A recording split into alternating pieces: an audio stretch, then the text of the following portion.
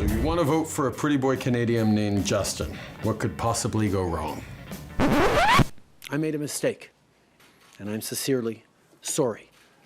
2 weeks ago, we covered Trudeau's multiple scandals and ethics violations. But that is not the full extent of Trudeau's scandalous past. Trudeau's time as Prime Minister has been mired by innumerable instances of poor conduct, embarrassing gaffes, and attempted cover-ups. This week, we will be covering some of his lesser-known scandals: his failed trip to India, the Mark Norman scandal, the time he and other world leaders were caught making fun of Donald Trump at Buckingham Palace, and the time that he elbowed a female MP in the chest in Parliament. First of all, Trudeau's India trip. Apart from blackface, this is probably Trudeau's most well-known international embarrassment to date. Trudeau's trip to India in 2018 was a disaster from start to finish. From the outset of the trip, it was clear that it was already not going as planned. In something completely out of line with the Indian tradition when receiving a formal visit from a world leader, Prime Minister Modi was not present to greet the entirety of the Trudeau family upon their arrival, nor was any other senior official in India. In the past, Modi has made a conscious effort to greet world leaders upon arrival. Even Donald Trump Jr., according to the international press, received a far grander welcome than Trudeau, despite not having any official position in the US government. In the end, Trudeau would not meet with a senior member of the Indian government or Modi himself until a full week into his visit, as his lonely-looking family pictures at various notable Indian locations show. But the embarrassment of being treated like a junior partner by India would turn out to be the least of Trudeau's worries during this trip. What would make his trip go down in infamy was Trudeau's absolutely comical, arguably racist apparel throughout the entirety of the trip.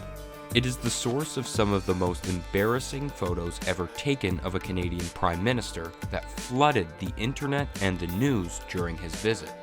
One of the most embarrassing moments was when he met with Bollywood's biggest star, while dressed in a scarlet red and predominantly gold sherwani, while Shah Rukh Khan was wearing a suit.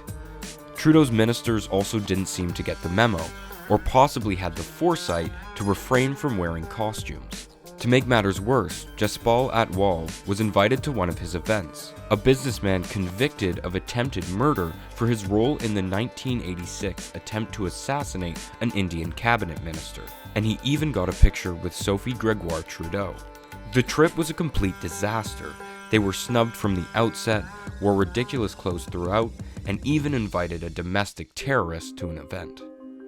In 2019, leaders from NATO's 29 countries were marking the 70th anniversary of the military alliance, with 2 days of meetings and discussions in London, England.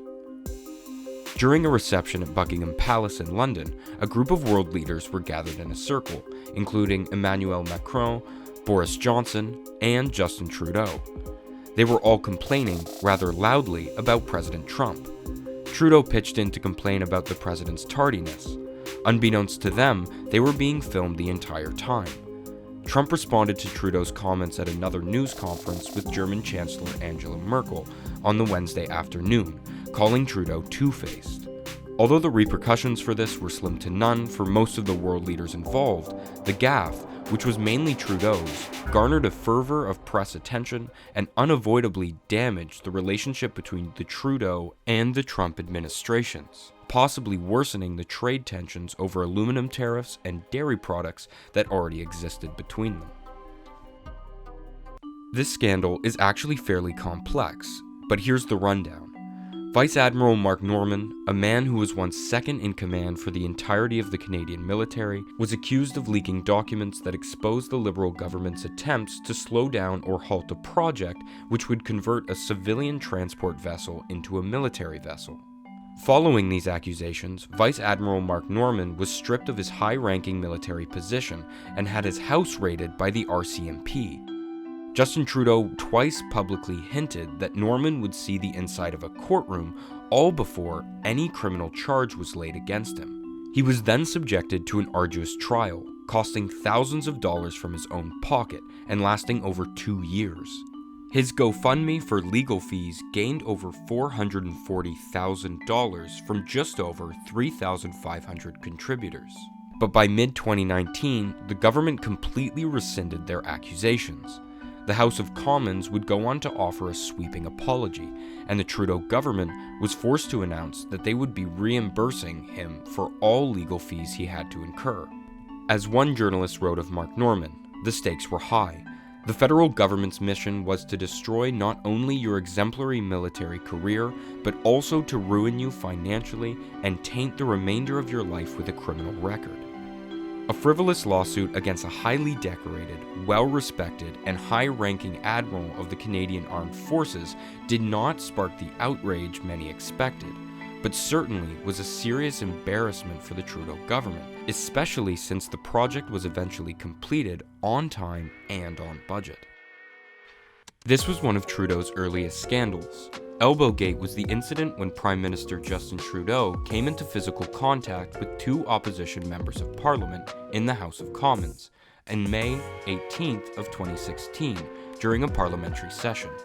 Opposition parties accused the government of trying to ram it through the House and the Senate using various strategies such as assigning a time limit to debate on the closure of a motion on the final reading of Bill C-14, a bill to amend the criminal code to allow physician-assisted death.